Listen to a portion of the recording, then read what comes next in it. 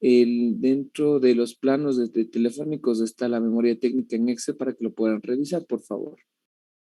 Sí, entonces empecemos esta partecita, ¿ya? Vamos a hacer lo más técnico posible porque la única diferencia entre la parte real y la parte práctica es a veces la metodología que nosotros tenemos para poder trabajar, porque los sistemas al momento de poder seleccionar comienzan a transmitir y trabajan eh, técnicamente, ¿no? Y comienzan a operar. Bueno, el tema de ahora vamos a ver fuentes y detectores ópticos. Algunos los van a llamar como transmisores y receptores ópticos. ¿Cuál es el objetivo que vamos a realizar? Es conocer, vamos a conocer acerca de las fuentes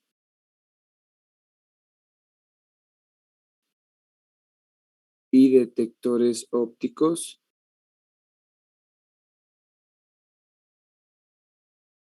en un sistema de comunicación basado en fibra óptica. Entonces, en la agenda que vamos a ver, por ejemplo, fuentes de luz. Lo que nosotros vamos a ver, las fuentes de luz, ahí vamos a ver los tipos, parámetros técnicos.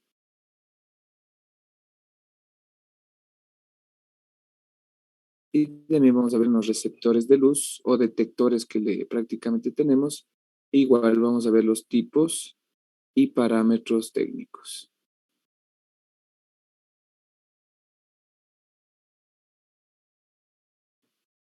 Ok. ¿Alguien de ustedes ganó la trivia en las eliminatorias?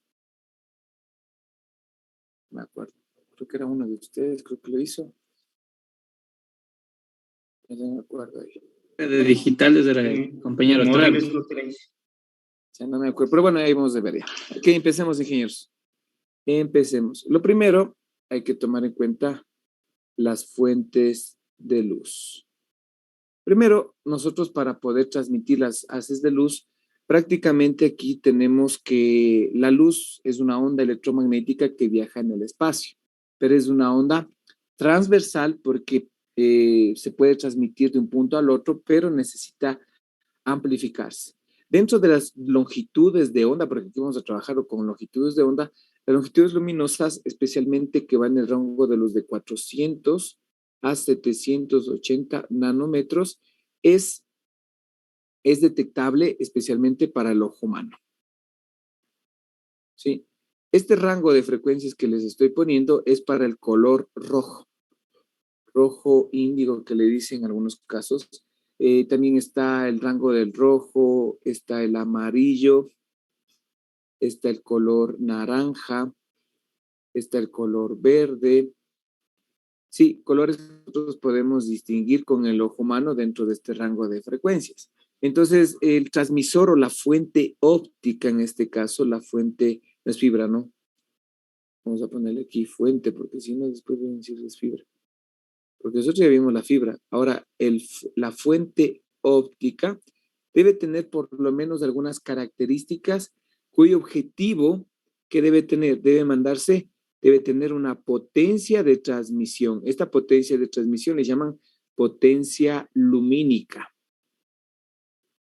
Lumínica para poder enviar o entregar la energía hacia la fibra óptica.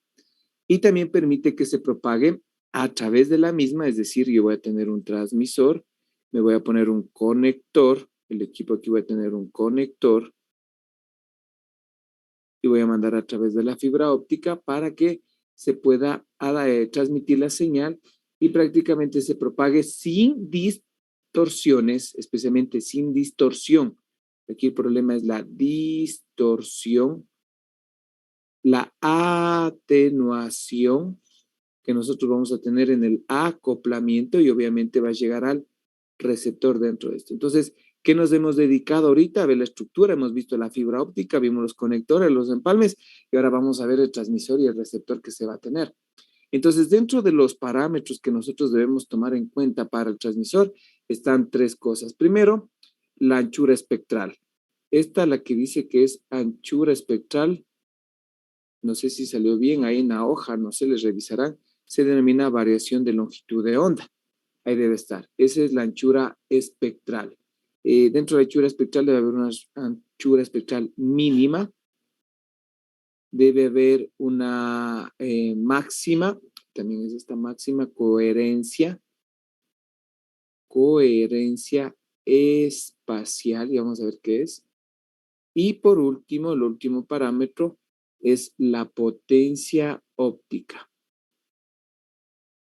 Nosotros ya sabemos que la potencia óptica es algo de la energía que necesita el equipo, porque aquí prácticamente si es analógico o digital, en algunos casos aquí vamos a convertir la señal eléctrica en óptica, se llega, y aquí se va a transformar en óptica eléctrica, aunque algunos dispositivos ya netamente son netamente ópticos, ¿no? Entonces veamos el primero. El primero que es, voy a ponerle el A, que es la anchura espectral, es la variación de longitud de onda. Esta anchura espectral está directamente relacionada, no proporcionada, bueno, podría ser, ¿no? Con la dispersión cromática debido a la potencia entregada por la fuente luminosa. Recuerden que la dispersión cromática está relacionada con la fibra monomodo, ¿sí? Monomodo, porque trabaja con un solo longitud de onda y que sabe y puede ser distribuida, por ejemplo, en diferentes, puede ser rebotado dentro de la señal como se tiene, ¿no? Es decir, que nosotros vamos a tener aquí un solo haz y el momento de ingresar la señal puede rebotar o puede ser lineal, ¿no? Entonces es lo que se tiene. Ahora, esta anchura espectral prácticamente regularmente está en el orden de los nanómetros, ¿sí? Está en el orden de los nanómetros, la unidad. Y prácticamente la anchura espectral es la diferencia de ¿qué? De un rango de longitudes de operación que va a trabajar la potencia de transmisión o del transmisor, pero esta potencia de transmisión no se va a llamar así, sino lo vamos a llamar potencia óptica. Y esta potencia óptica o emitida se reduce al 50% con respecto a la máxima. ¿Por qué se reduce? Porque lo que vamos a tener es un espectro en función de la densidad espectral que va a tener. Entonces, aquí va a tener la mitad, es por eso el 50%, ¿no? Dentro de los dos, la anchura espectral iba a tener dos tipos de transmisores, que uno es el LED, que es el diodo emisor de luz, y los otros que es los LED, que son los diodos láser. Esos son los dos tipos que son las fuentes ópticas más usadas en el mercado. El LED, el diodo emisor de luz, y el diodo láser que se ocupan, ¿no? Cada uno tiene una anchura espectral diferente que vamos a ver a continuación. Por ejemplo, voy a dibujar. Aquí voy a tener la de LED. Aquí vamos a tener siempre longitud de onda en función de la potencia de la luz. Entonces, más o menos voy a trabajar con un rango de frecuencias de 820 hasta 880. Entonces, más o menos voy a bajarle así y listo, ¿no? Entonces, aquí va a tener un valor de potencia de luz. Voy a ponerle de 1. Aquí la mitad voy a tenerle de 0,5. Y estos puntos que se chocan son los puntos que voy a tener la variación espectral, ¿no? Esta va a ser la variación espectral de longitud de onda, que regularmente este es en un LED, que regularmente la anchura está en el orden de los 35 nanómetros. Ahora me decís, pero yo no voy a ver eso. Yo sé que no van a ver eso, pero nosotros, si seguimos una maestría, un nivel de ingeniería, sí nos va a servir para sacar un doctorado, los que van a seguir y todo eso, ¿no? Entonces yo tengo longitud de onda, aquí voy a poner la potencia de luz, algunos le ponen potencia relativa. Aquí voy a trabajar desde el 820 hasta los 880. Este es del LD, ¿no? Del diodo láser. Entonces prácticamente la anchura espectral con respecto al uno con el otro, aquí voy a poner 840, aquí 860, 850. Aquí voy a ponerle 1 y aquí le voy a poner 0,5. Entonces más o menos sale así y baja así. Entonces, estos puntos que salen aquí, salen en 0,5, ¿no? Y la anchura espectral que tiene regularmente del diodo láser es 1 nanómetro. Es muy diferente, ¿no? Porque el LED envía varios haces de luz, por eso entonces este LED es más aplicado para diodos, para fibras multimodo, y el láser es aplicado para fibras monomodo, sin decirles que este también se puede aplicar para monomodo, pero monomodo, y el otro es para multimodo para poder hacerlo. ¿Qué es lo más difícil? Acoplar el elemento transmisor a la fibra. Imagínense que nosotros tenemos el núcleo de la fibra, que tenemos un diámetro de 10 micrómetros, y ustedes tienen una variación espectral de 35 nanómetros. ¿Cómo la acoplo? Al ojo no lo puedo hacer, ¿no? Entonces, hay aparatos que me ayudan para poder acoplar entre el transmisor y el receptor. Entonces, esto no se olviden, es importante para nosotros tener.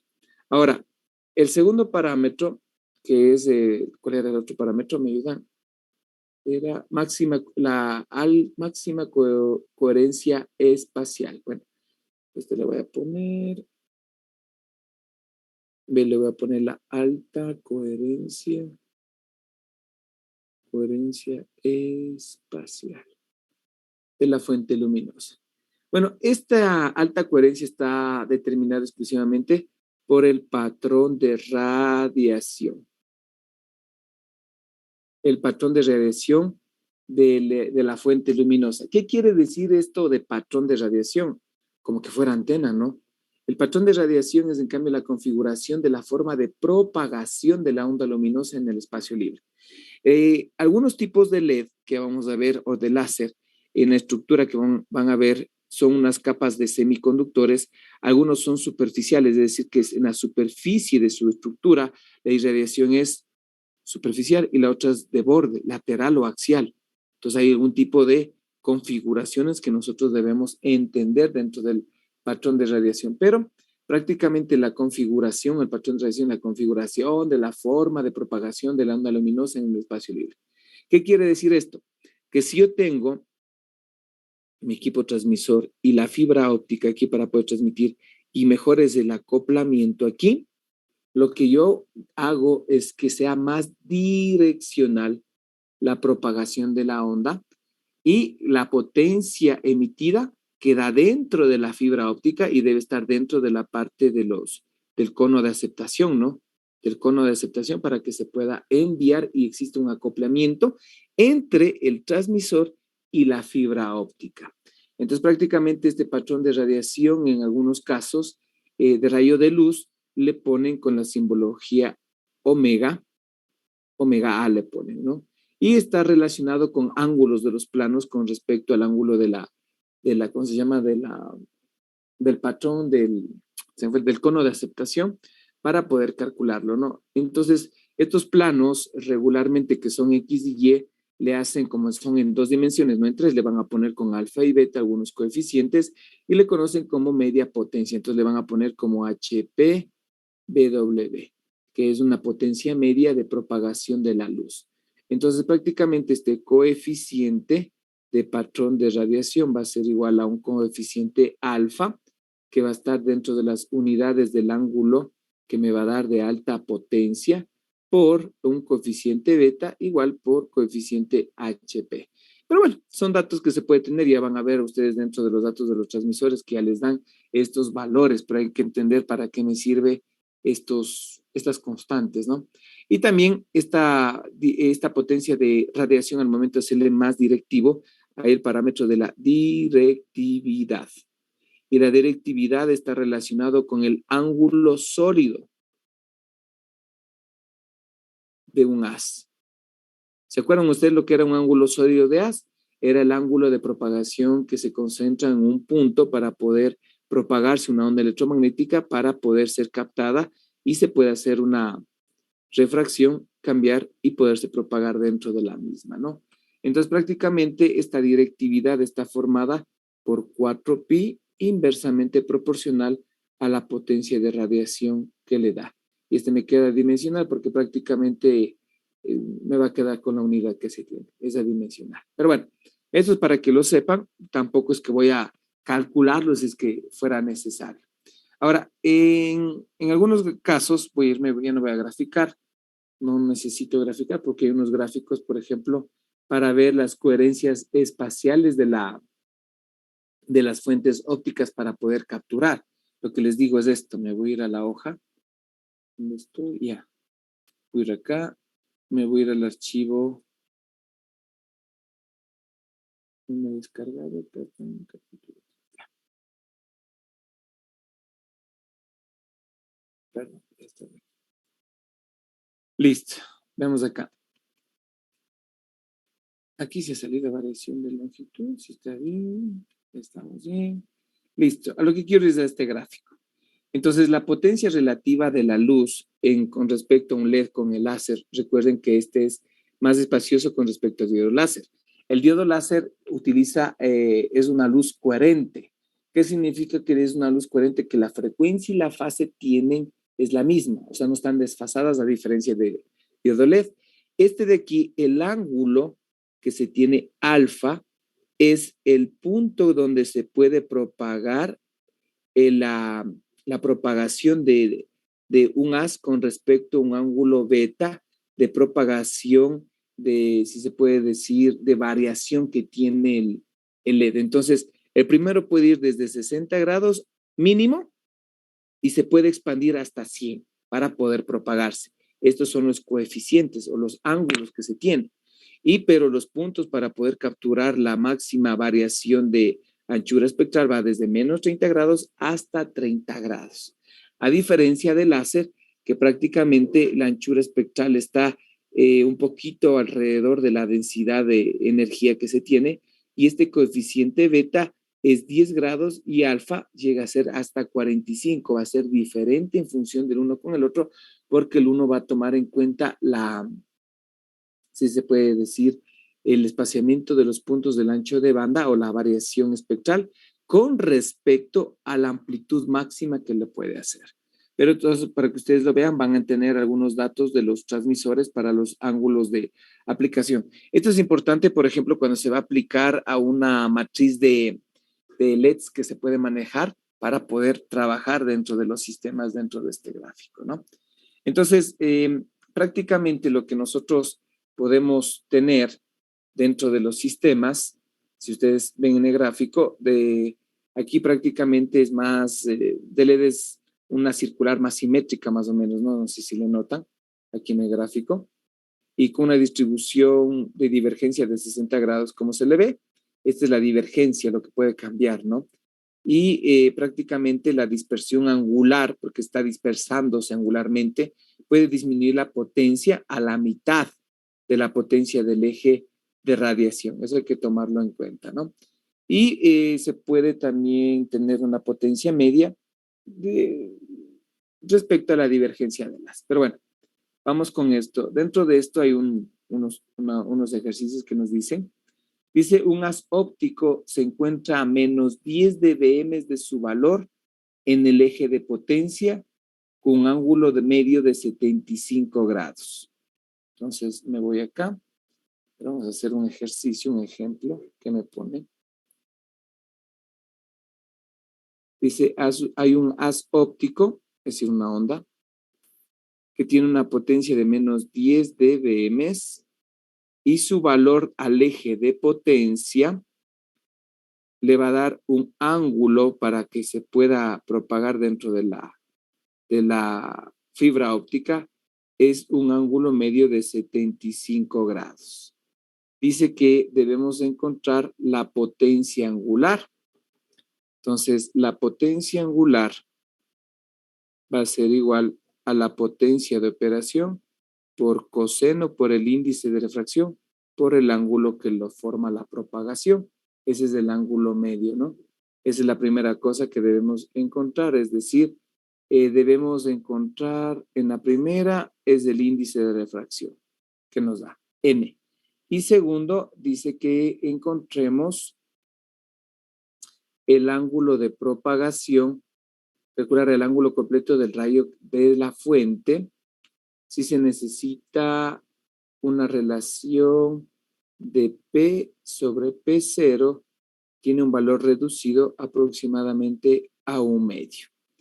Listo. Entonces, ¿cómo hacemos aquí? Prácticamente como nos está dando la primera ecuación, la potencia del ángulo incidente va a ser igual a la potencia que se va a transmitir por coseno, por el índice de refracción, por el ángulo de incidencia. Entonces, con este ángulo medido, lo que yo voy a tener es la relación P0 por la P teta sobre P0. ¿Esto es igual a qué? Esto es igual a coseno del n por 75 grados, ¿no es cierto? Si nosotros tenemos, ¿qué tenemos de dato? Menos 10 dBm. Este es el valor de potencia que nosotros tenemos, menos 10 dBm.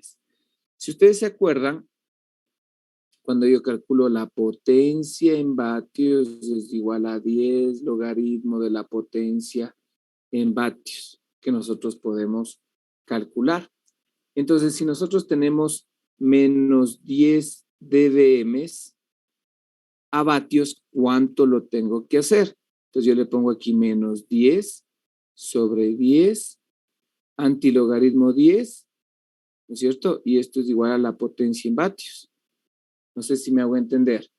Entonces, esta relación es lo que yo voy a tener acá. Entonces, lo que yo voy a tener es la relación de 10 a la menos 10 sobre 10. Esto me da ¿cuánto? 0.1. No sé si me hago entender. 0.1, entonces la relación es 0.1. Perdón. Esto es 0.1 igual a coseno de n de 75 grados. Bueno, aquí puede ser una distributiva. Aquí sería n coseno de 75 grados. Aquí para poder encontrar n le podría aplicarle logaritmos, ¿no? Logaritmo de 0.1, eso es igual a n, logaritmo de coseno de 75 grados. Es decir, n va a ser igual a ¿qué? Al logaritmo de 0,1 sobre el logaritmo del coseno de 75 grados. ¿Cuánto me sale esto? Por favor, ¿me ayudan?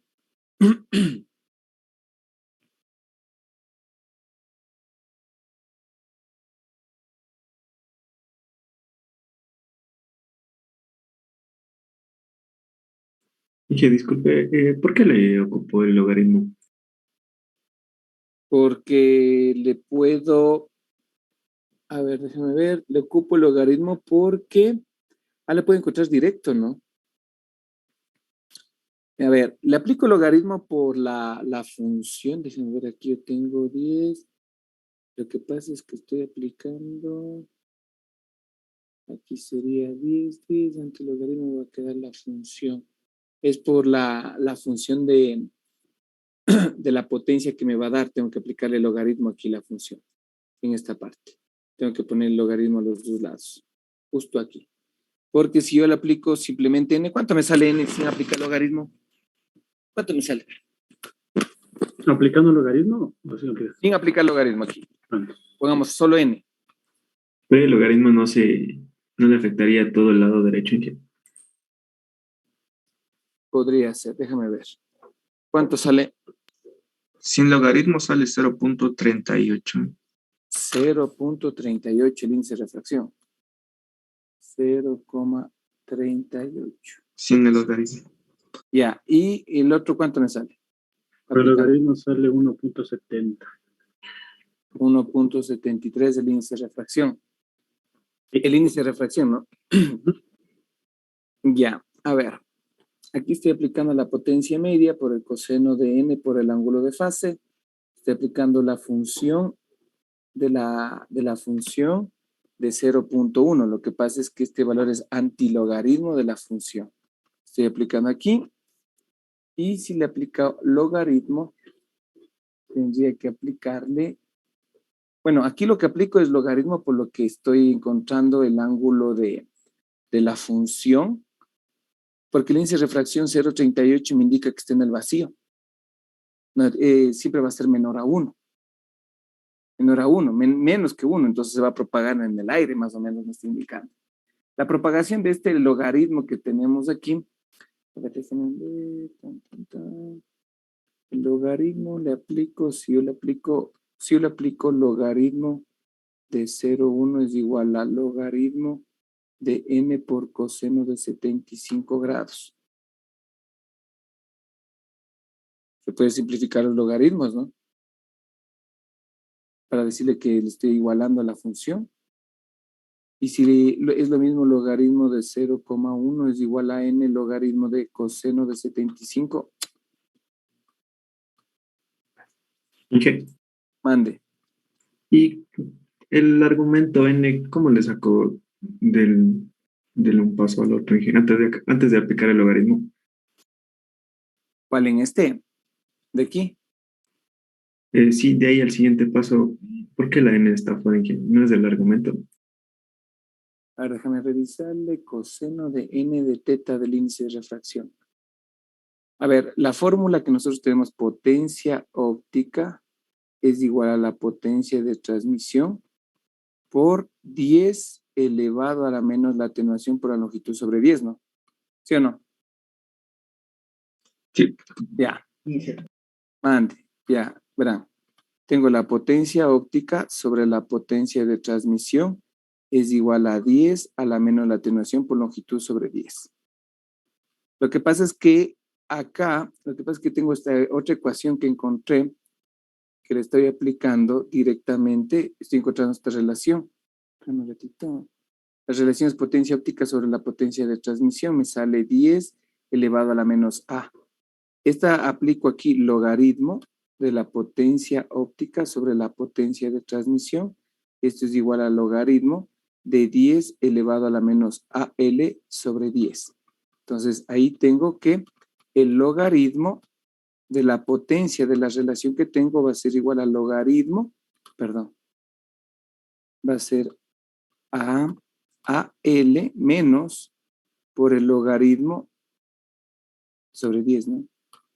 Que está bajando.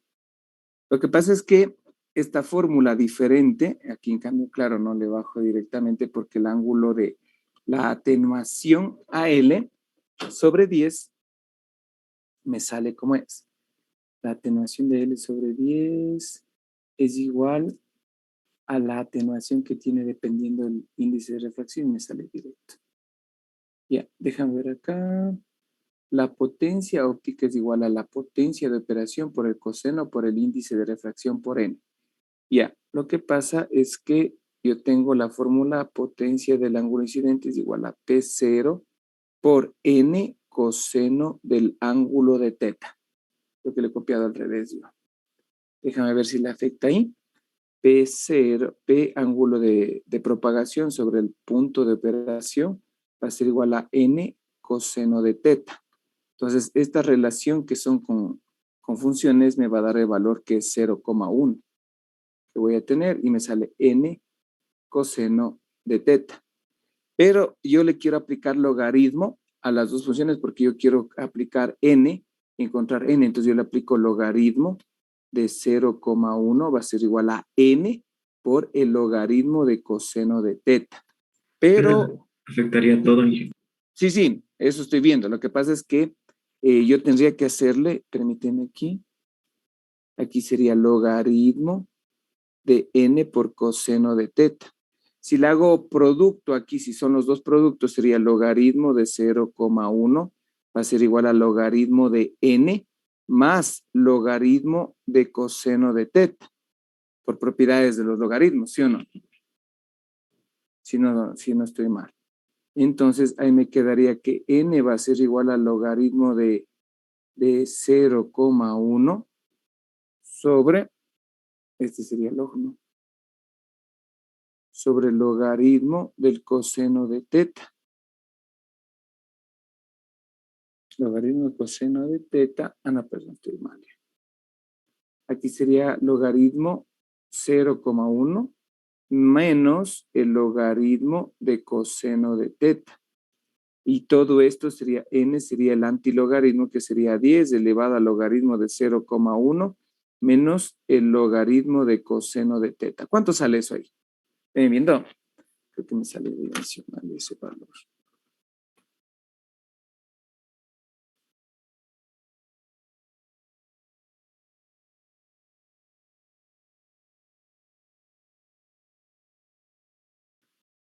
Parece que la fórmula está mal. El coseno del índice de refracción es igualito que el de acá. Espérenme, reviso un ratito.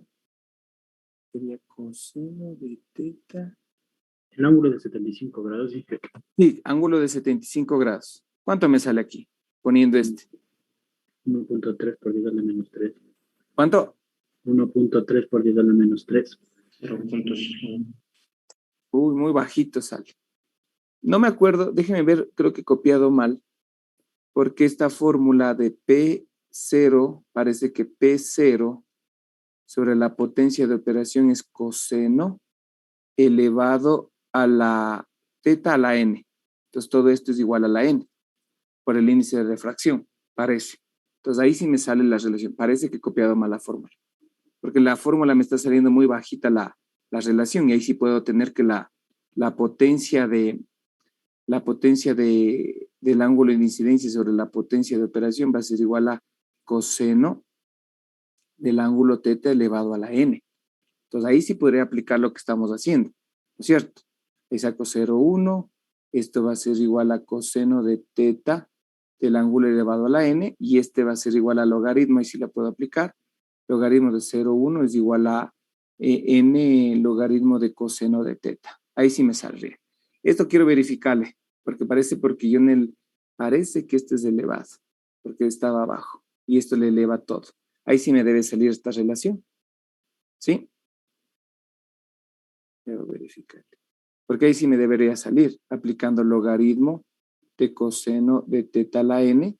Y ahí sí me sale que este logaritmo 0,1, ¿cuánto es? 1 es no. De base 10, es 1, ¿no? Ah, no, menos 1 me debe salir, porque es 0,1. De menos 1, sí. Entonces ahí sería n logaritmo de coseno de 75 grados. Ahí sí n es igual a menos 1 sobre el logaritmo de coseno de 75 grados. Esto me debería dar negativo y ahí me debería darme 1.703. Sí. Por favor, esto póngale bien la fórmula, aquí está mal. Aquí está de corregir. Este es P0 por coseno del ángulo elevado al índice de refracción que tiene la fórmula. Ahí está el error. Hay que corregir también. Mil disculpas. Sí, estamos bien. Ok, vamos con la segunda parte. Gracias, ingeniero Silva. Es en acuerdo al final para un trabajo no adicional para que vayan con buena nota. Ahorita que me acuerdo. ¿Cómo calcularíamos el ángulo completo, el ángulo teta, si me da la relación que P sobre P0 es igual a U medio? Sí, ingenieros, abajo está. Tienes razón. Está mal la fórmula porque la fórmula es P del ángulo de incidencia es igual a P0 por coseno de teta, esto elevado a la n. Así ha sido la fórmula. Coseno, o en algunos casos le han visto que es coseno a la n por el ángulo de coseno a la n por el ángulo de teta está. Pero se tiene ahí como es producto de eso. Entonces prácticamente aquí la relación lo único que se va a sacar es la potencia P, que va a ser en este caso, en este caso sería P sobre P0, sería igual a coseno de teta elevada a la ¿cuánto? ¿Cuánto era el índice de refracción? El valor que sacamos. Correcto. Entonces aquí sería igual 1/2, sería igual a coseno de teta elevado a ¿cuánto? A la 1.73. 73. 703. Gracias. Entonces de ahí prácticamente tendríamos que el coseno de teta va a ser igual a 0,5 elevado a 1 sobre 1.703. ¿Cuánto me da esto? ¿Cuánto me da eso? Sacamos el coseno a la menos 1 de eso y tenemos el ángulo teta. Sí, así es la fórmula. Hay que corregir, está mal ahí. Sí, porque si no, no me va a salir aplicando. Por eso se aplica el logaritmo de la función. ¿Cuánto sale eso? El ángulo ya me salió 48.969.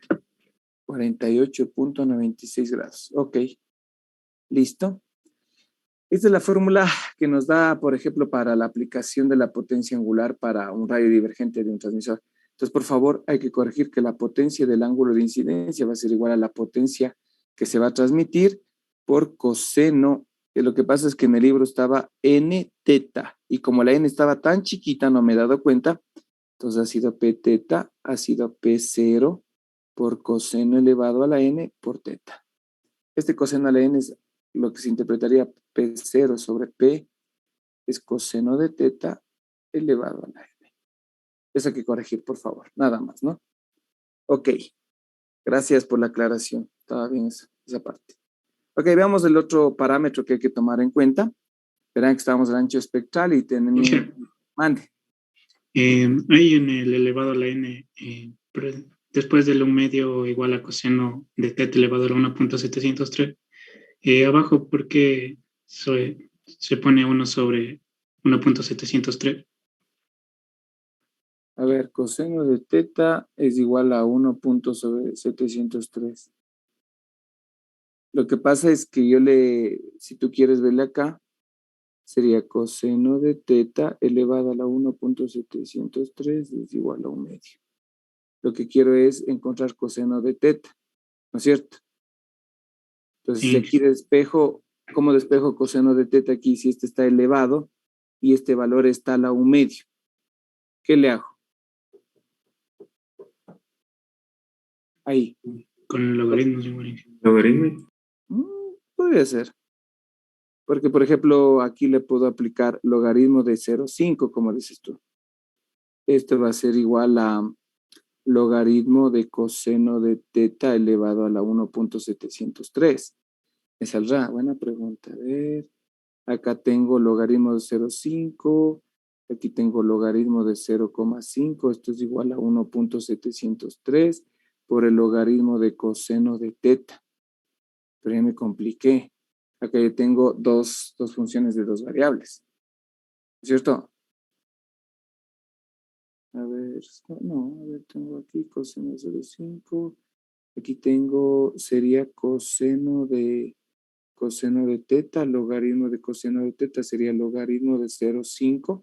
Lo que está multiplicando pasa a dividir, que sería 1.703. Y me queda coseno de teta, sería logaritmo, sería antilogaritmo de todo esto, ¿no? De log de 0,5 sobre 1.703 y me sale teta, que va a ser todo esto por coseno a la menos 1. ¿Cuánto sale eso? Aplicando el logaritmo. Porque aquí lo que se hizo...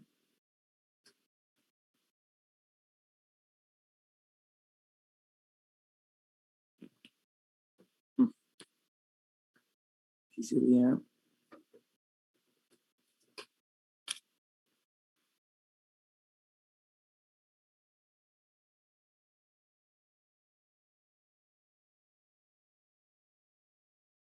Sí, que sí sale lo mismo. ¿Cuánto? Sí sale lo mismo. Ahí sí sale lo mismo, ¿no? Sale 43 y algo, ¿no? 48.26. 48, 26. Sí. Ya. Lo mismo sale. Lo que pasa es que acá creo le hice 2 a la menos 1. Acá le puse 2 a la menos 1. No sé si le ves. Esto de acá es 0,5, pero también se puede poner como 2 a la menos 1, por coseno del ángulo que se tiene. Antilogaritmo, sí, sería 2 a la 1, porque le estoy sacando el inverso de ese valor. Claro, porque me está sacando la fracción aquí el inverso. ¿Qué debe dar eso? Pero podemos aplicar con logaritmo, ¿no? ¿Sí? Tienes razón. Esto que hay que hacerle despacio. Sí sale el mismo ángulo, ¿no es cierto? Pero 48, 26. Sí, 26. Sale 48.26. Y acá me sale 48, 96. Sale 48, 96. 48, 26 también me sale ahí. Sí, sí, Ay, trabajamos con todos los decimales, sale 48.26. 48.26. ¿no? Bueno, ya, eso de variación en la prueba, lo que sea, hay que tener cuidado nomás. Pero bueno, esta fórmula es muy interesante también. Lo que pasa es que he copiado mal yo el valor de la DN. Ok, gracias, muy amables, muy bien.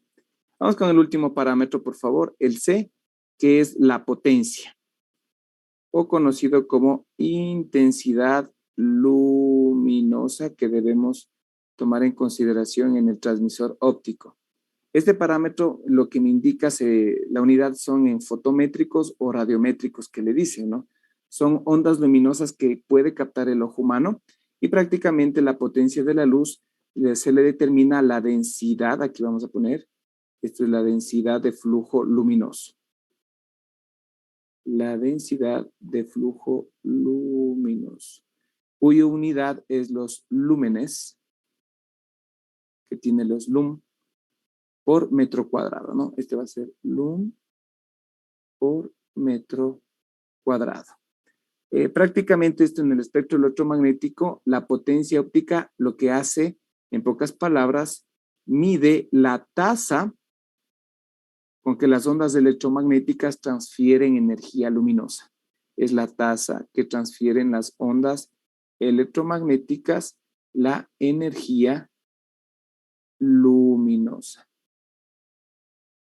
Es decir, el flujo de energía luminosa que atraviesa dentro de un medio de propagación con un intervalo de tiempo. Entonces, la potencia óptica va a ser igual a ¿qué? A la variación de la intensidad de campo de energía con respecto al tiempo, por la cantidad de energía lumínica que va a tener, es la derivada de los cantidad de, si se puede decir, de carga sobre la variación instantánea de tiempo. Es decir, que esto yo tengo aquí los joules, los julios, sobre segundos. Ustedes saben que joules sobre segundos me va a dar los vatios que tenemos dentro de la necesidad. Dentro del flujo radiante, ustedes saben que este se va a poner aquí como el flujo radiante, le ponen así, para dentro de los términos que se tiene para poder trabajar. Ahora, dentro de estos, en pocas palabras, que debemos tomar en cuenta. Primero, repito, son datos que nos dan. El ancho espectral. ¿Cuál tiene mayor ancho espectral? El LED. El láser es más pequeño. Se tiene parámetros de ángulos para poder ver la variación espectral. La variación espectral es el rango que va a operar tanto el LED o el láser para su aplicación. La coherencia especial o la radiación es cómo se acopla a qué ángulo en función de la potencia con el ángulo de incidencia que le saca aquí, ¿no? Y la otra es prácticamente, es la densidad de energía o la potencia luminosa que se va a generar. Es decir, en realidad los vatios que se va a enviar. Dentro de estos, nosotros vamos a ver los diferentes tipos. Nosotros ya vemos que tenemos los LED y los LED, algunos le dicen los láser en pocas palabras, ¿no? Entonces, dentro de los diodos emisores de luz, prácticamente son diodos de iones PN, es decir, que son de iones positivas y negativas que regularmente son hechas de arseniuro de galio y arseniuro de aluminio y de galio sería arseniuro de galio y aluminio. Entonces, prácticamente este es lo que es fabricado, este tipo de elementos PN, o también puede ser de arseniuro, voy a poner arseniuro, de fósforo y de galio. Esos son los materiales que están hechos para poder hacerlo. Con esos materiales semiconductores que son dopados en algún punto, lo que nos permiten es tener una emisión espontánea de la luz. ¿Qué es la emisión espontánea? No es nada más que la combinación de electrones con los huecos que se va a tener. Algo importante del LED, ustedes saben que debemos tener una polarización directa para que se active y pueda encenderse los portadores minoritarios y viajan a través de la unión PN, la reducción de la barrera potencial se disminuye y pasan los electrones y prácticamente producen la forma de luz, ¿no? Que se hemos visto en lo que son circuitos electrónicos. Recordando que los materiales de los LED son prácticamente materiales semiconductores. Al hablar de semiconductores hablamos materiales de silicio, de germanio, de arsenuro, de arsenio, donde prácticamente son los que tienen de valencia 3 o 5 en su última capa, ¿no? Pero es importante tomar en cuenta cómo ha fabricado. Y algo importante es que los LED, como son materiales semiconductores y son dopantes, yo le dopo. ¿Cómo le dopo? Le aumento. ¿Qué le aumento? Electrones, le hago más radiactivo si le puedo hacer. Y al momento de hacerle dopar, lo que produzco son los fotones. Y al doparle esto de los fotones, lo que se produce, el fotón se le conoce como quantum de energía electromagnética. Al fotón se le llama quantum de energía electromagnética. En función, los fotones son partículas de energía que viajan a la velocidad de la luz, pero que en reposo no tienen masa. Es algo interesante, ¿no? Entonces, los fotones prácticamente son partículas de energía que viajan a la velocidad de la luz. Viajan, pero en reposo no tienen masa. Es algo importante. Ahora, si viajan a la velocidad de la luz, el medio donde se va a propagar no permite que viaje a toda la velocidad de la luz. Eso hay que tener en cuenta. Esto de los fotones, más adelante ustedes vamos a ver, hay un capítulo de investigación que hablan de los solitones. De los solitones se generan a través de las partículas de los fotones, se generan grandes campos magnéticos y crean nuevas tecnologías que se llaman a nivel nanotecnológico, que hicieron una tesis doctoral muy importante de esto, ¿no? Entonces, prácticamente los LED son semiconductores cuyos átomos, vuelvo y repito, de 3 o 5 electrones de valencia permiten manejar o producir de mejor calidad los fotones. Entonces, regularmente las ventanas que trabajan idealmente para LED van ustedes a encontrar en 800 nanómetros, para átomos, por ejemplo, de aluminio y galio, ¿sí? Por ejemplo, para átomos, este es para átomos de 3 electrones, para átomos de 5 electrones tenemos el arsenio, ¿sí? Y también, por ejemplo, la unión de estos 3, arseniuro de galio con aluminio, pueden unirse los dos también, ¿no? Una sola. Aparte de eso, también podemos generar, por ejemplo, de los 5 electrones, en la capa 5 también podemos generar con fósforo y arsénico para poder generar, o lo que se genera es lo que es el GaINASF, es decir, el arseniuro de fósforo, de galio e indio. Madre mía. Es decir, que yo estoy dopando varias capas al mismo tiempo. ¿Qué es lo que yo debo tener con estos materiales que voy a hacerlo? Lo que vamos a encontrar son unas curvas que vamos a tener prácticamente la corriente eléctrica, porque son elementos semiconductores en el orden de los miliamperios, en función de la potencia de salida que va a tener en el orden de los milivatios, y vamos a tener unas curvas de rendimiento para saber el rango de corriente. La otra va a ser de temperatura, para saber cómo se trabaja, y la otra es la longitud de onda. Entonces yo debo tomar en cuenta, para ver estos elementos semiconductores, la longitud de onda, la temperatura, que va a estar en grados centígrados, que pueden llegar hasta los 100 grados centígrados y pueden trabajar, sería desde los menos 60 grados a 100 grados centígrados. Y la corriente, que debe estar en el orden de los miliamperios, que puede llegar hasta 160. Entonces, estos son los valores que nosotros deberíamos tener en consideración. Dentro de los LED tenemos los siguientes tipos. Los LED, tenemos los LED que se llaman los homounión. Tenemos los heterounión. Bueno, los homounión prácticamente son formados por varias capas de niveles. Son estructuras de crecimiento, ¿cómo se llama? Axial, epiaxial, creo que le llaman, o dispositivos semiconductores que son fabricados especialmente de arseniuro de galio. ¿Sí? Arseniuro de galio dopado con silicio para poder trabajar en 940 nanómetros y a una potencia de 2 milivatios. Y se necesita una corriente de alimentación de 100 miliamperios para poder trabajar. La desventaja que puede trabajar estos diodos homounión es que, es que las ondas luminosas que emiten, se emiten en todas direcciones, no se emiten en misma proporción en todas las direcciones, y lo que hace es una fracción de la luz, y es difícil un poquito acoplar a la fibra, ¿no? Entonces, con eso reduce la eficiencia, se reduce la conversión eléctrico-óptica, es baja, y también prácticamente son diodos superficiales. ¿Qué quiero decir con esto?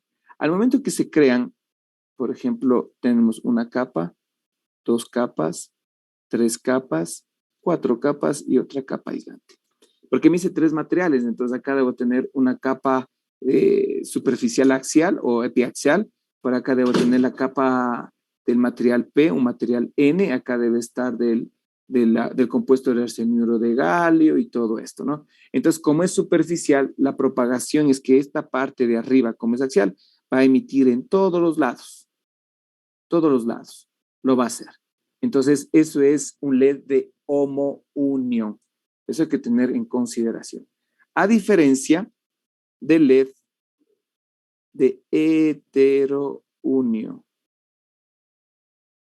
¿Qué significa esta heterounión? Verán que aquí la superficie es la que se manda en todos los lados, ¿no?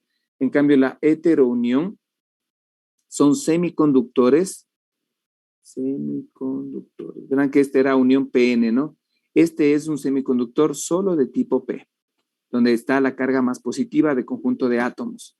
Y de un material N, sí, pero de otro conjunto, es decir, que están separados los materiales P y N, es decir, que hay más capas de materiales P y N, acá solo hay una sola, a diferencia del monounión.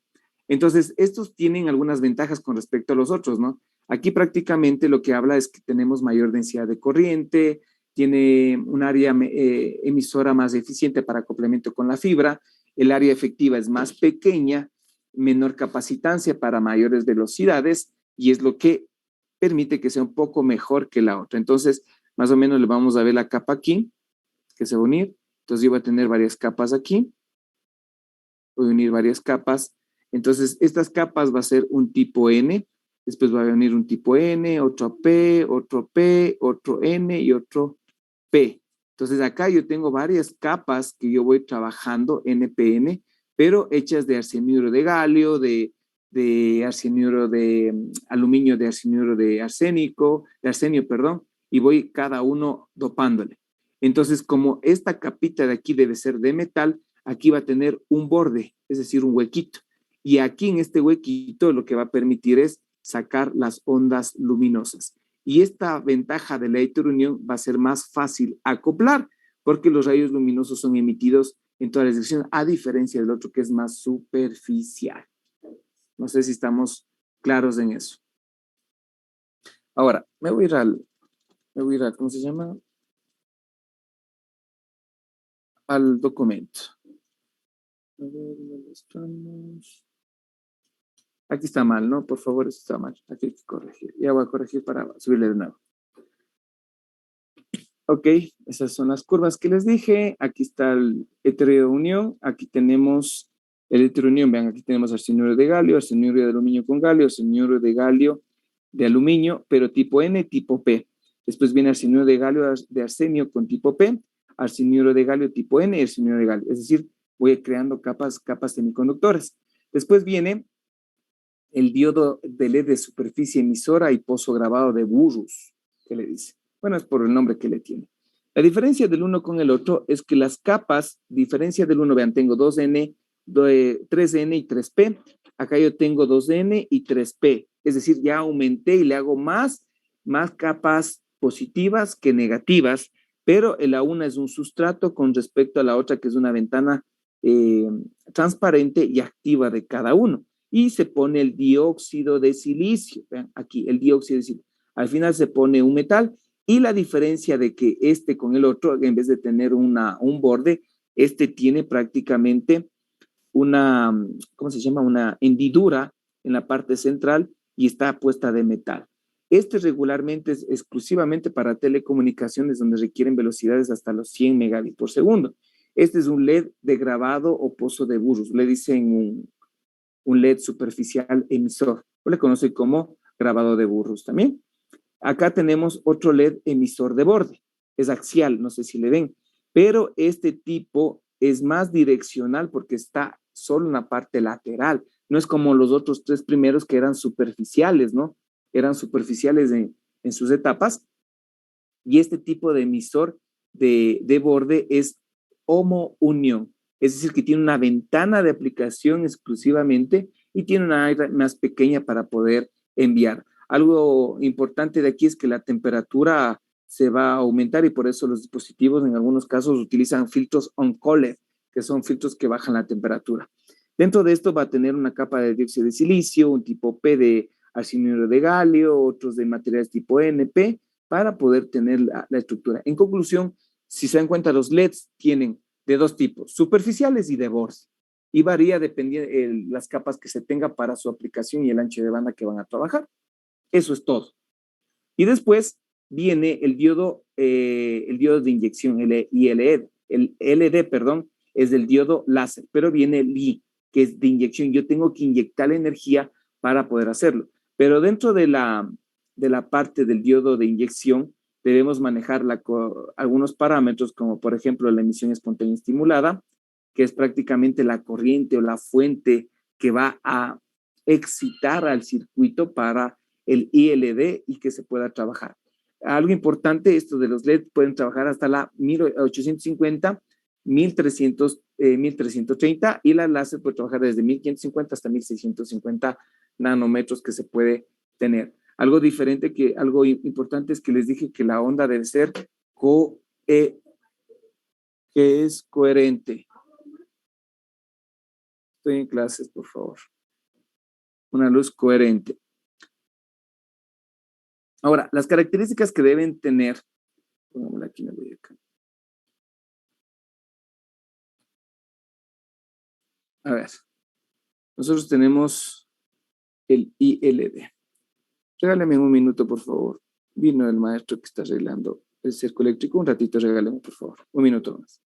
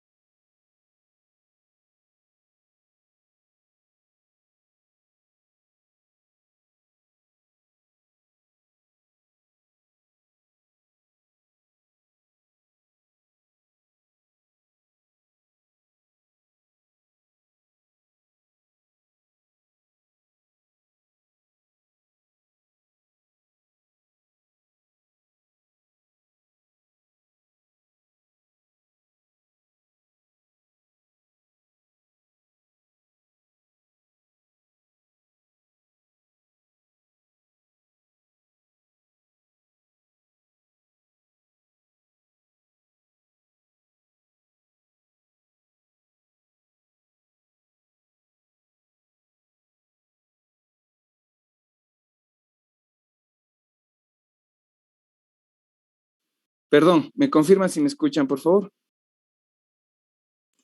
Sí. Sí. Ya.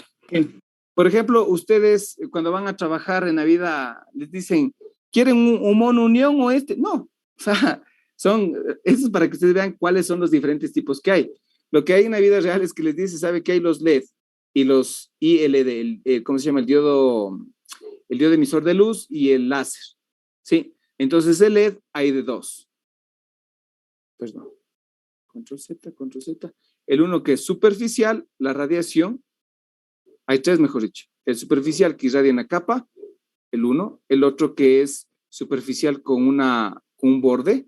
Y el otro que es prácticamente el axial, que tiene aquí sale.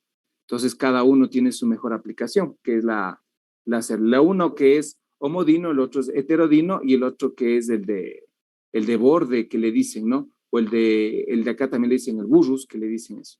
Nada más. Cada uno tiene su aplicación, porque lo que ustedes van a hacer, van a utilizar el LED ¿en dónde? ¿En monomodo o multimodo? En multimodo, ¿no? Y el LED es prácticamente en fibra monomodo. Eso es lo que vamos a trabajar nosotros, por favor. Entonces, dentro del diodo emisor de luz, prácticamente nosotros debemos tomar en cuenta que el diodo emisor de luz debe tener una fuerza inyectora para trabajar. Esto trabaja en la tercera y cuarta ventana de operación de la fibra. ¿Cuáles son las ventanas de operación? En este caso sería 1550 y 1650 nanómetros que debemos tener. Aquí primero la intensidad de trabajo es elevada, es muy alta dentro de esto. Como el láser es una luz coherente, ingenieros, coherente, es prácticamente que tiene la misma fase y la misma frecuencia. No van a variar mucho y como va a tener unas altas temperaturas, necesita sistemas de enfriamiento. En algunos casos, entre los equipos de transmisor y receptor, acá se utilizan unos filtros on-color que le permiten minimizar o disipar prácticamente lo que es la temperatura, ¿no? Algo fundamental dentro de esto también está el rango de potencias. El rango de potencia que tiene ¿cómo se llama? El diodo láser, el emisor o el inyector que tiene, ¿no? Recuerden que el diodo láser también está lo que es los dispositivos que van a medir o relacionar lo que es las lecturas que le ponen en fracciones de segundo por el vatio. Por ejemplo, tenemos en las lecturas de los CDs, ya no hay los CDs, ya no hay, pero hay las lecturas, por ejemplo, de los discos duros. Regularmente se hacen con láser Nova, que hay sus nombres dentro de los sistemas, y algo fundamental que dentro de los diodos láser la emisión es altamente monocromática. Monocromática. ¿Qué quiere decir monocromática? Que la luz o que la emisión de la luz es con una longitud única, es una longitud única. Monocromática es una longitud única, no es variante, y siempre está definido, ¿no? Prácticamente no está variando. Algo beneficioso porque con esto ya se evita algo la de dispersión para poder trabajar, ¿no? Algo también fundamental aquí es que el costo es alto del ILD. Dentro de las aplicaciones de las fibras ópticas dentro del ILD, le hace para aplicaciones, por ejemplo, para corte láser, que le aplican en la actualidad. Hay, por ejemplo, para la parte de cirugía, le hacen reconstrucciones, por ejemplo, para tratamiento del rostro, del acné, extracción ¿cómo se llama?, de los lunares, de las verrugas, y dentro de esto también le hacen cortes o movimiento de las venas para dejarles que no sean atrofiadas dentro de esto, ¿no? Debido a este alto costo, también debemos tomar en cuenta que tiene una elevada coherencia en la radiación y elevada directividad del láser, ¿no? Por las largas distancias que se va a ocupar. Entonces, este es ideal para las fibras monomodo y prácticamente para distancias grandes, la aplicación, ¿no? Entonces, si yo voy a poner, por ejemplo, en una red de campus, no es recomendable por su alto costo, pero se puede trabajar. Ahora, dentro del diodo emisor de luz, nosotros podemos tener, por ejemplo, el rayo emisor, por ejemplo, láser, que va a ser una fuente generadora.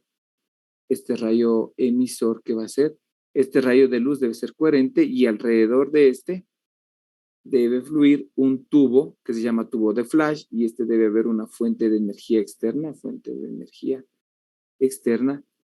que se conecte para que prácticamente que aquí está este tubito, que es algo reflectivo, o un cristal, prácticamente debe tener un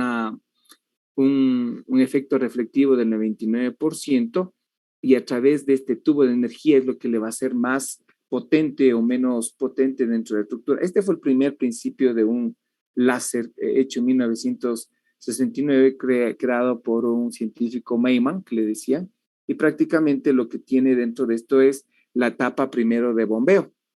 Entonces le bombea de proceso en donde las partículas, átomos, iones, le va a enviar a plazos en intervalos de tiempo y lo cual le produce la radiación de energía, es decir, le manda a la velocidad rápida y comienza a inyectarle para que se cargue el tubo de rayo que se tiene ahí. Otro parámetro que le toman en cuenta es la relajación. La relajación es la cantidad de electrones que se quedan de acuerdo a la velocidad del bombeo, que se queda y en el momento que se dispara o se envía, manda a alta velocidad las partículas excitadas que están, y esta alta velocidad produce bastante calor. La emisión espontánea, que es otro parámetro que se tiene que ver con la emisión de láser, lo que hace es fundamentalmente en el momento que se emite la emisión, mandan los fotones, cuya energía es prácticamente un fenómeno prácticamente de láser y manda bastante tipo de energía de trabajo dentro de esto, ¿no? Veamos, por ejemplo, voy a regresar al documento, me voy a ir acá voy a ir. Dentro de las fases de funcionamiento, el bombeo que ya vimos, relajación y esto. Vamos acá. Funcionamientos del diodo láser prácticamente tiene una polarización de corriente de un material PN, ¿no? Positivo y negativo, que emite fotones. Tiene un alto nivel de energía de ionización. Producen iones, ¿por qué? Porque estamos ganando o perdiendo electrones, eso hay que tenerlo claro, pero también hace que los portadores se vuelvan inestables. ¿Por qué se vuelven inestables? Porque el choque o el vacío del canal también se tiene ese tipo de inconvenientes.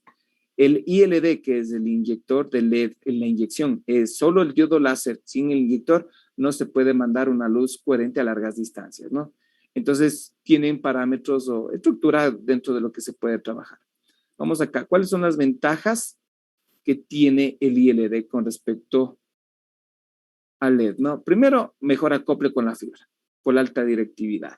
Segunda, la potencia del ILD es aproximadamente 5 milivatios, es decir, 7 dBm, es mucho mejor que el LED, que es de 0.5 milivatios a menos 3 dBm.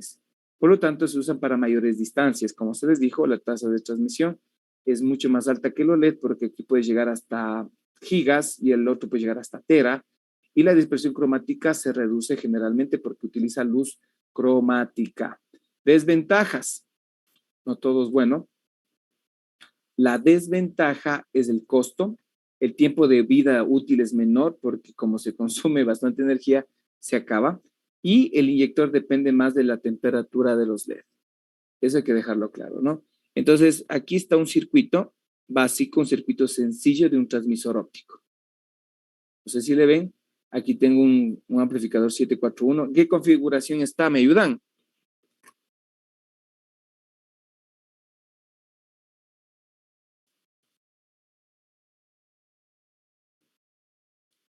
¿En qué configuración está el amplificador operacional, ingenieros? Emisor común. Emisor común. El amplificador. Sí, está el transistor está en emisor común. Retroalimentación negativa. Es seguidor de voltaje. Está como seguidor de voltaje. Está en una configuración de seguidor de voltaje. No sé si le ven. Aquí entra la señal. El 741 va a amplificar, pero va a seguir la señal para cubrir la interferencia. Acá, como dijo el ingeniero, está una configuración emisor común, donde aquí tengo un elemento de un LED que se va a variar. Acá estoy poniendo una resistencia al emisor y conecto aquí. Le mando el voltaje. Acá se va a formar como que está mandando señales de acuerdo a la corriente que le manda el 741. Va a manejar la corriente de la base del transistor y va a permitir que esta corriente le maneje del emisor para que el diodo envíe las señales dependiendo de la intensidad de la luminosidad que manejemos la corriente del colector para que se abra o si es que fuera insuficiente, si es que llegara a un valor alto de la longitud. Pero es un circuito tan sencillo que es desde el principio de un diodo, por ejemplo, de un transmisor óptico para enviar. Acá recibiría, podríamos ponerle, ¿qué receptor? Un fotodetector, ¿no es cierto? Que detecte la luz y convierte estos pulsos ópticos en eléctricos para poder prender un foco, un motor, lo que sea, con un circuito de amplificación. Vean, este circuito funciona apenas a 9 voltios. Tomarán en cuenta este circuito que se puede hacer.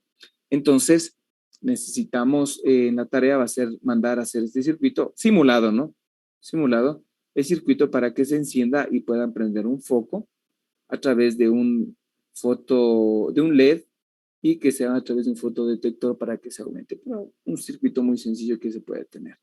La diferencia es que nosotros al momento de poder trabajar en los sistemas de telecomunicaciones encontramos estos dispositivos ya en tarjetas donde debemos aprender a manipular todo este tipo de sistemas. Ahora, el láser de inyección o diodo láser, el diodo láser prácticamente se utiliza para fibras monomodo y la salida es de 20 milivatios. Aquí tenemos un ejemplo, ¿no? De este tipo de láser. Trabajan hasta 10 gigas, la anchura espectral es de 0.7 nanómetros, maneja velocidades binarias mayores, mayor potencia de salida, mayor eficiencia, especialmente para la tercera, segunda y tercera ventana, es fuente coherente porque tiene misma frecuencia y misma fase, y la vida útil llega hasta las 100.000 horas. Requiere enfriamiento y control de potencia, equipo muy caro, y la unión es muy sencilla, PN, una placa muy sostenida para los láser de inyección. El fotodiodo de LED, aquí tenemos un montón de parámetros, ¿eh? Prácticamente es fibras multimodo, la potencia salida es 1 milivatio. ¿Cuánto era de este? La potencia, 20 milivatios. El otro es 1 milivatio. Frecuencia hasta 50 megas, acá es hasta 10 gigas. La anchura espectral, 50 nanómetros, este debe ser más pequeño. ¿De cuánto era? 0.7 nanómetros, inclusive llegaba a 1 nanómetro, ¿no? Potencia baja acoplada, mejor linealidad, costo menor, trabaja en 850, 1350, fuente incoherente, no tiene la misma fase ni la misma frecuencia los diferentes haces que se envía. Vida estimada, 1.000.000 de horas que se puede trabajar, ¿sí? Y aquí tenemos el elemento de emisor. Aquí tenemos algunos ejemplos o imágenes. Aquí tenemos el módulo integrado de láser, no sé si le ven, tiene con los disipadores, y el tamaño es comparado a una moneda de 10 centavos que se tiene, ¿no? Para fibra monomodo, utiliza para aplicaciones analógicas, tiene un empaquetamiento de mariposa, tiene, por ejemplo, aquí la característica de este láser es de 10 dBm, tiene para fibra monómodo, trabaja en la segunda y tercera ventana y con módulo externo. Acá está un poquito más grande este láser con modulador externo de mayor potencia comparado con el uno con el otro. Varía su costo y su aplicación. Esto podemos encontrar en algunos tipos de internet que se ven. Y esos son los transmisores. Ahora, veamos los receptores. ¿Cuál es la función de los receptores? Detectar la señal de luz óptica. Espera un ratito, por favor.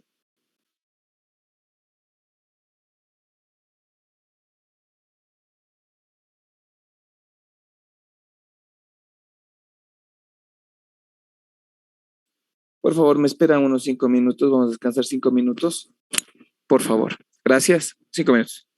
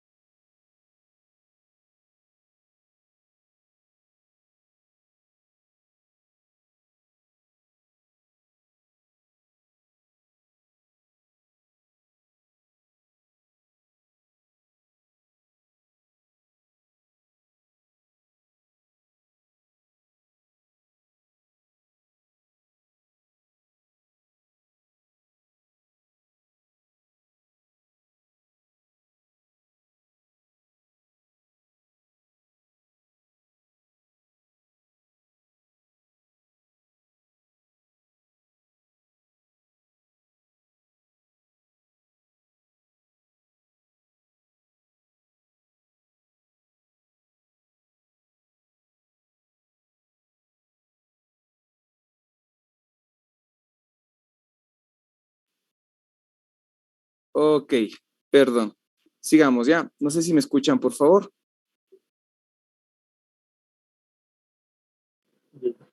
Sí, Ya, listo. Ok, vamos con lo siguiente. Vamos a la última partecita. Vamos a ver los detectores, ¿ya? Los detectores. Esto es facilito. Hay dos tipos de detectores que nosotros debemos tomar en cuenta o considerarle cada una de su aplicación. Ya vemos ya. Por ejemplo, si vamos a trabajar con fibra monomodo, el transmisor, ¿cuál van a ocupar? ¿LED o láser? Ingenieros, Láser. láser. Si es multimodo, LED.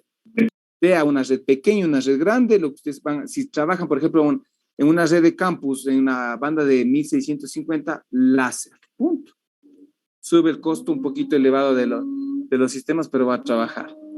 Ahora, dentro de los detectores hay para cada uno de los emisores. Entonces, los fotodetectores o los detectores que se utilizan, los ópticos, son los diodos PIN, los primeros, que son los diodos PIN, es decir, que son tipo P y con el tipo N, pero intrínsecos, es decir, que están unidos entre sí.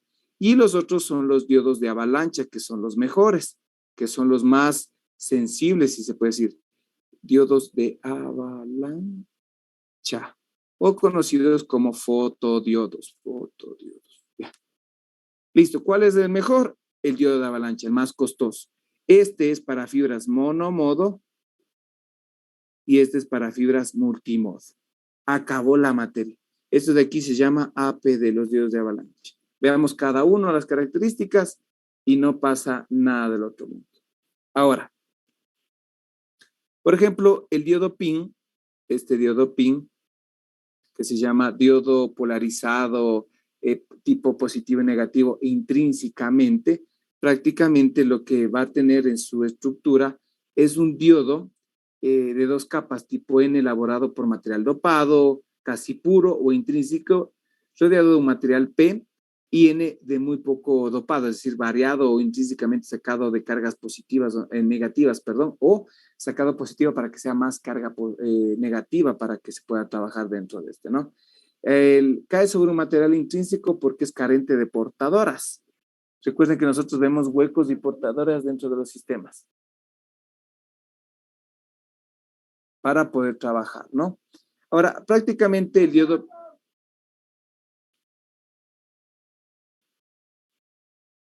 PIN, el diodo PIN funciona contrario a un LED, ¿no?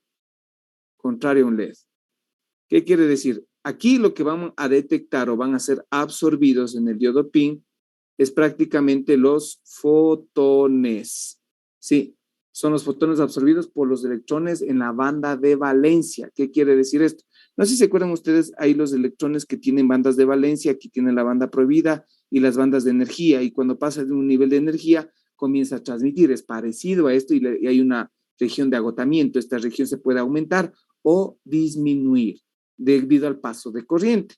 Entonces, lo que se tiene es que saltar esa banda de conducción o agotamiento. Es decir, que nosotros, ya no tengo aquí, es decir, que yo tengo un diodo, por ejemplo, una parte polarizado, acá está la parte intrínseca y la parte negativa. Entonces, aquí me falta el negativo, acá puedo poner positivo y la corriente debe ser polarizado inverso al LED, dijo. Porque nosotros para polarizarle le vamos por el ánodo, ¿no? Por el positivo. Acá en cambio vamos por el negativo para polarizarle a este tipo de elemento. Entonces ustedes van viendo que yo tengo dos capas, positivo y negativo, para poder hacerlo. Algo fundamental de este tipo PIN, me voy más arriba, por favor.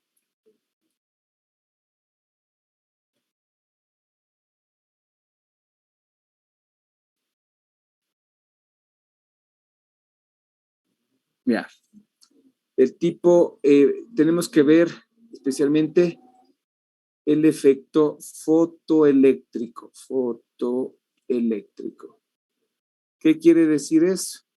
Que prácticamente la banda prohibida, especialmente el efecto fotoeléctrico que se produce por detectar la señal, especialmente por el silicio, tiene una banda prohibida, que tiene una relación de 1.12 electrones por voltios, ¿no? es decir, electronvoltios. Un electronvoltio es igual a 1.6 por 10 a la menos 19 joules. Entonces, prácticamente la energía cinética, o la energía en este caso que representa la energía del sistema, prácticamente va a ser igual, y se puede decirlo, ¿cómo le podemos poner aquí? Para poder calcular, va a ser igual a la energía, va a ser igual a la energía de la banda prohibida, la energía de la banda prohibida, que multiplica a la energía de un electronvoltio que se puede trabajar. No, lo que voy a hacer es lo siguiente. Entonces, prácticamente la energía cinética, a ver si yo tengo la de un electronvoltio, voy a pasarle a joules, mejor dicho. Entonces yo tengo 1.12 electronvoltios, perdón, 1.12 electronvoltios, sabiendo que 1.6 por 10 a la menos 19 joules corresponde a un electronvoltio. El electronvoltio vamos a pasarle a joules. ¿Cuánto me sale esto, por favor? 1.12 por 1.6 por 10 a la menos 19. ¿Cuánto me sale esto?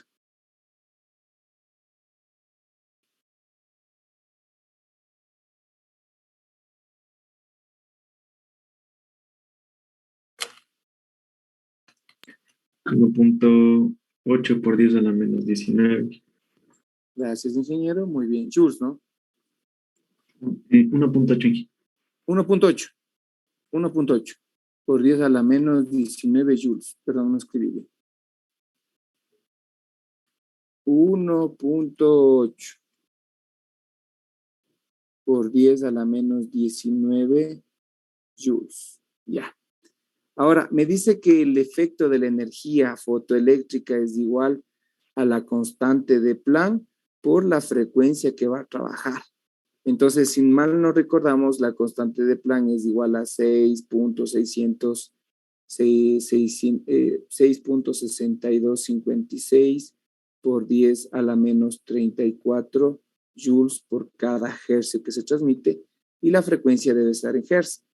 Ahora, si nosotros vamos a trabajar en una frecuencia, una longitud para los elementos que están fabricados para silicio, es esta energía que nosotros podemos trabajar, ¿no? Que nosotros tenemos. Ahora, la frecuencia que nosotros podemos tener es igual a ¿qué?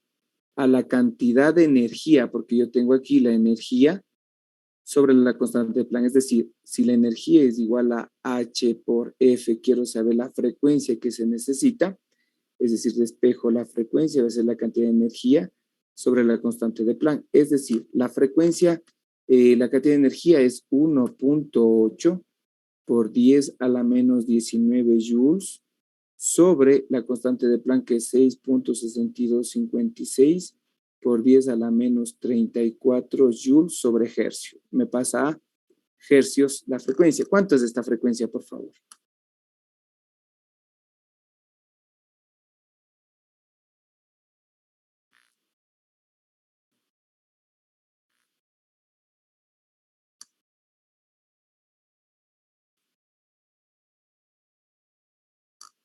Ingenieros. Sale 2.716 por 10 a la 14. 71.6, así. 716 Sí, por 10 a la 14. gracias.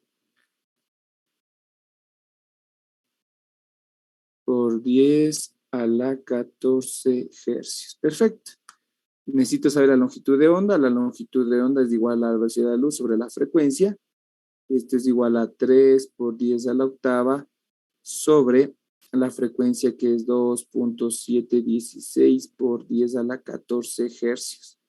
¿Cuánto me da esto? Esto es igual a metros sobre segundos. Me debe dar en micrometros, nanómetros. ¿Cuánto me da eso? ¿Cuánto me sale? 3 por 10 a la octava. 1.10 micrómetros. Micrómetros. Micrómetros, ¿así? Sí, Ya. por 10 a la menos 6, ¿verdad? Sí. Sí, 10 a la menos Ya. 6 sería micrómetros. micrómetros. Déjame ver.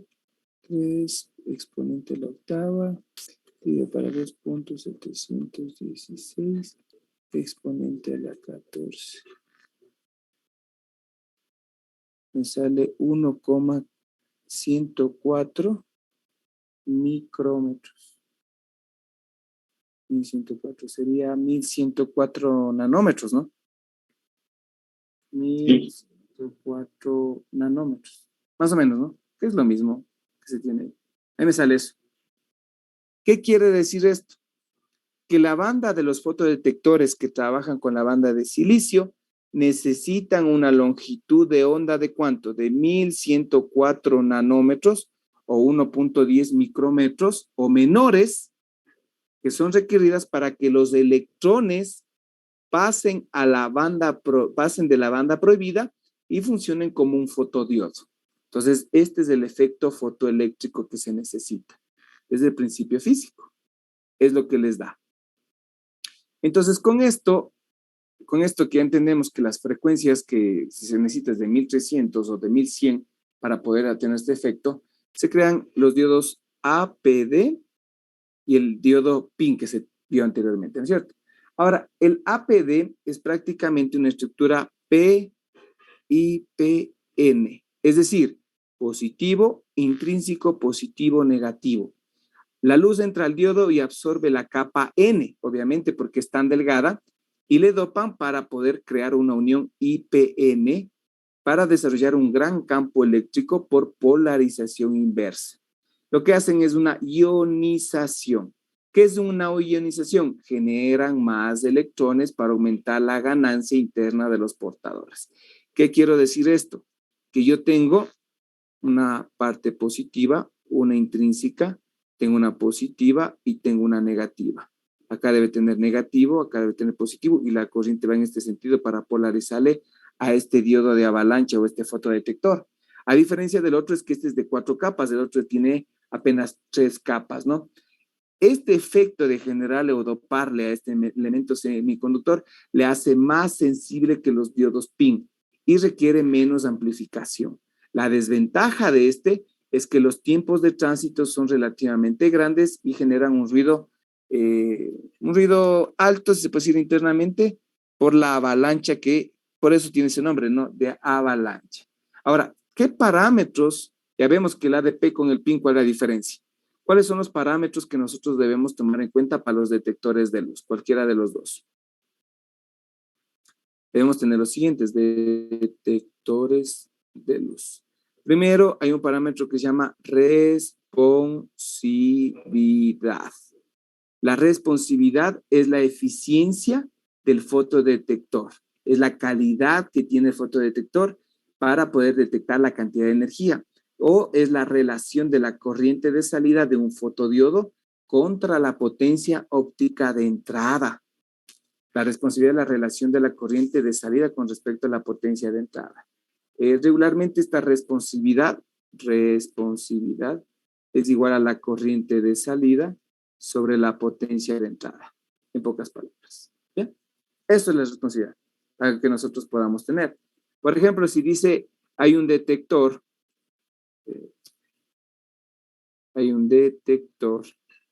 que opera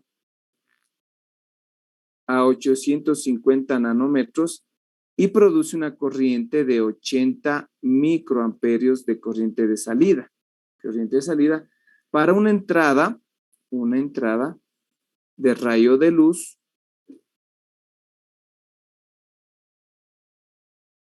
de 500 microvatios. Allá la responsividad. Entonces, facilito, la responsividad es igual a la corriente, que sería 80 microamperios, 80 por 10 a la menos 6 amperios, sobre la potencia que me dijo de cuánto, 500 microamperios, 500 por 10 a la menos 6 vatios. ¿Esto cuánto me sale, por favor?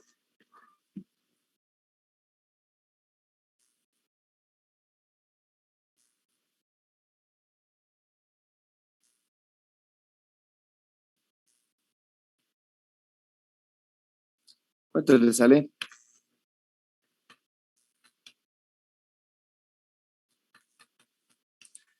0.16. Gracias. 0.16 amperios sobre vatio o 160 miliamperios sobre vatio. Esa es la unidad de la responsividad.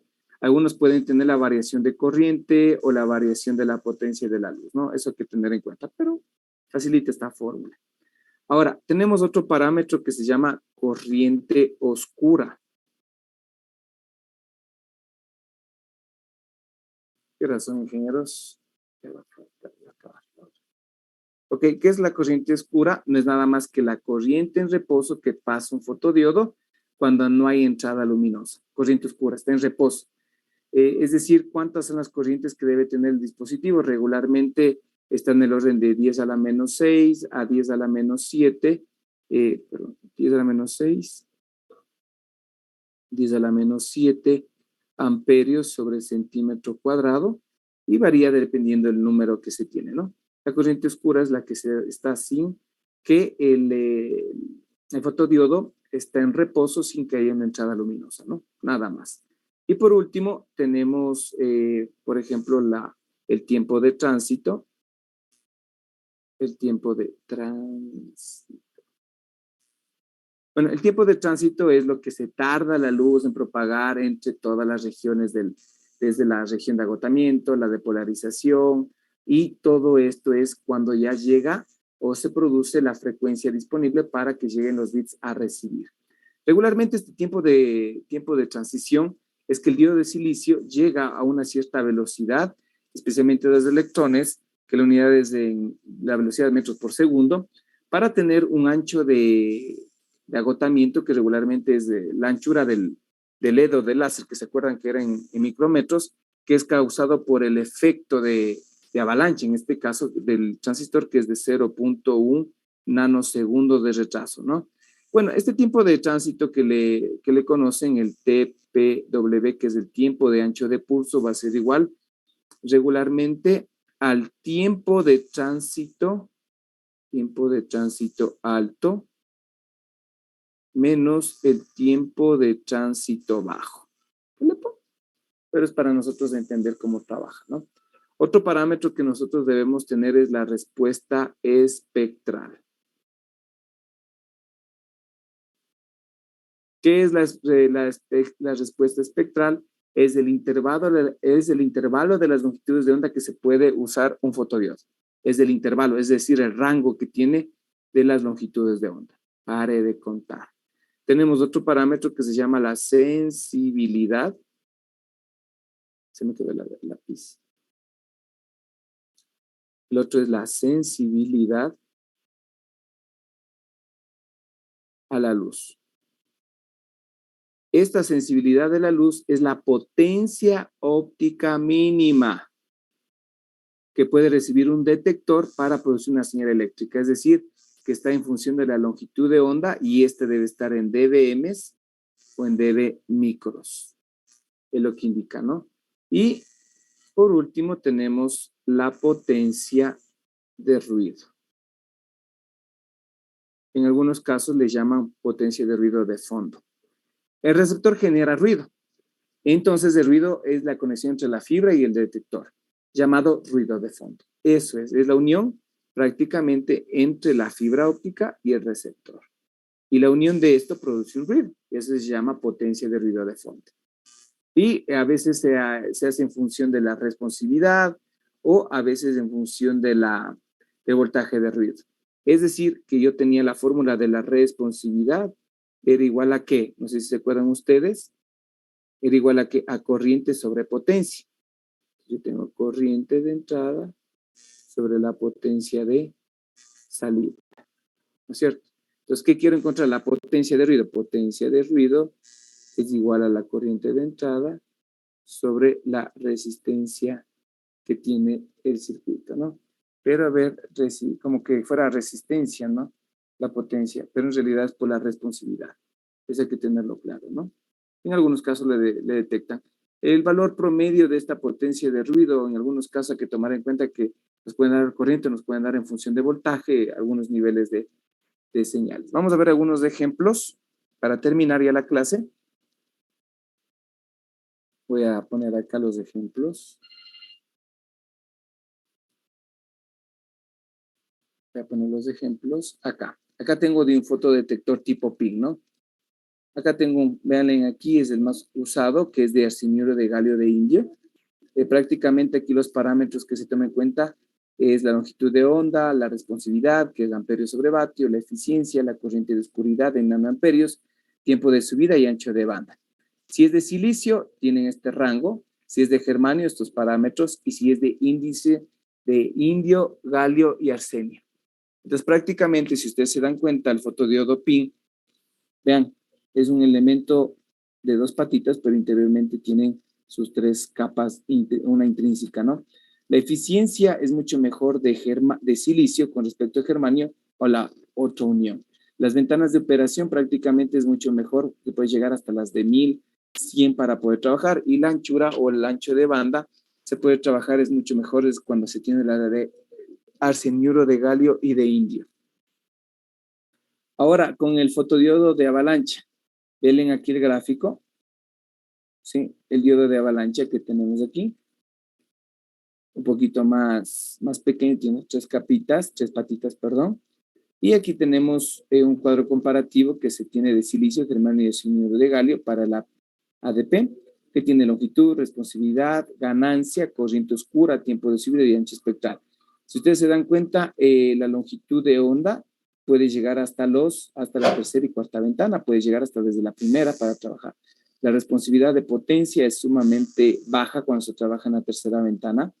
La ganancia es muy alta en las primeras ventanas. La corriente oscura, cuando está sin operar, sin ningún medio de emisión, prácticamente es aceptable cuando se trabaja en la tercera ventana, y el tiempo de subida con respecto al tiempo de bajada para el nivel de cargar los datos simplemente está adecuada, y el ancho de banda es mucho mejor si trabajamos en la tercera ventana de operación. Con esto hemos terminado, y aquí están unos diagramas de flujo de cómo yo selecciono si hay un transmisor o un receptor. Por ejemplo, me voy a un receptor, inicio. Requerimientos del sistema. ¿Cuál es? ¿Sensibilidad o signal noise para un ver? Voy escogiendo la sensibilidad que necesito. Veo, selecciono un APD o un PIN. Entonces, muy bien, selecciono uno de los dos. Selecciono si es un preamplificador o un amplificador de señal. Con esto, selecciono el nivel de señal máximo y mínimo y veo si es que estas señales son correctas. Si me dice sí, sigo. ¿Es aceptable? Sí. Viene la selección de receptor. Si me dice que no es correcta la señal máxima y mínima que yo escogí del transmisor, regreso nuevamente y nuevamente calculo la sensibilidad. Si dentro de la selección de la sensibilidad no está adecuada, prácticamente el nivel de la señal no es la adecuada, regreso y pregunto, ¿la potencia de salida está correcta? No. Hay que revisar nuevamente los detectores y regresar nuevamente a los requerimientos del sistema. En función, en la vida real, en los sistemas ópticos, yo veo la sensibilidad, escojo el tipo, veo si es que va a ser un amplificador o preamplificador el que me está llegando la información, y veo el nivel que tiene el equipo. Es decir, si el rango del equipo va de -10 a -50 y me llega -30, aceptable, pero si es -5, -8, -9, comienzo a decir, bueno, no está aceptable, simplemente no, veo nuevamente la potencia de salida, reviso nuevamente los detectores y nuevamente aplico. Así de sencillo. Ahora, en el transmisor viene acá, veo requerimientos del sistema, voy por la fuente óptica, me voy por LED o láser, cualquiera de los dos. El sistema que manejo, ancho de banda, velocidad y formato de la señal, si es digital o analógico. Si es digital, si es analógico, tengo que convertirla a digital. Pérdidas de acoplamiento. Pérdidas de acoplamiento. ¿Adecuado a la potencia de salida? Sí, sí es adecuado. Efectos de temperatura, sí es adecuado. ¿Compatible con el transmisor? Sí, acabó. Pero si no es compatible con la potencia, reconsidero la fuente óptica y nuevamente escojo. Si la efectos de temperatura es muy alto, reconsidero nuevamente la fuente óptica y nuevamente escojo el tipo de LED o de láser, los tipos que hay. Y si son adecuados, simplemente les selecciono de acuerdo a los parámetros que seleccioné. Entonces, ¿qué hago? Ancho de banda. El ancho de banda, es decir, es el ancho espectral de longitud de onda, velocidad y formato de la señal, pérdidas de acoplamiento y potencia de salida que debemos tener. Y efectos de temperatura.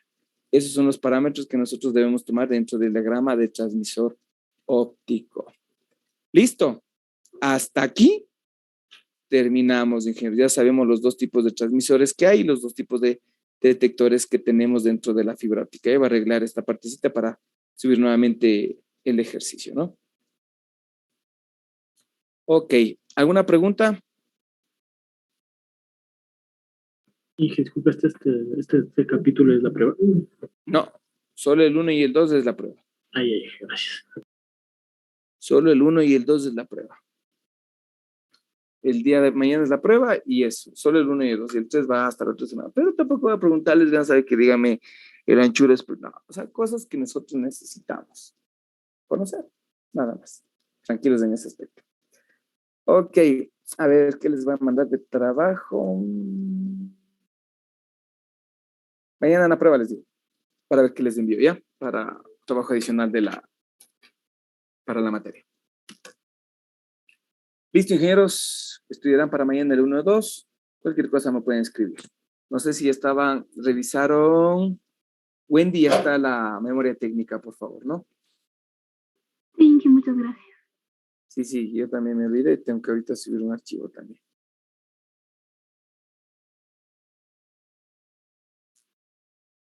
Listo, chicos.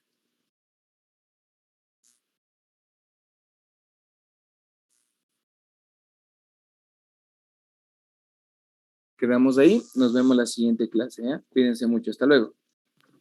Recording stopped. Luego dije. Hasta luego.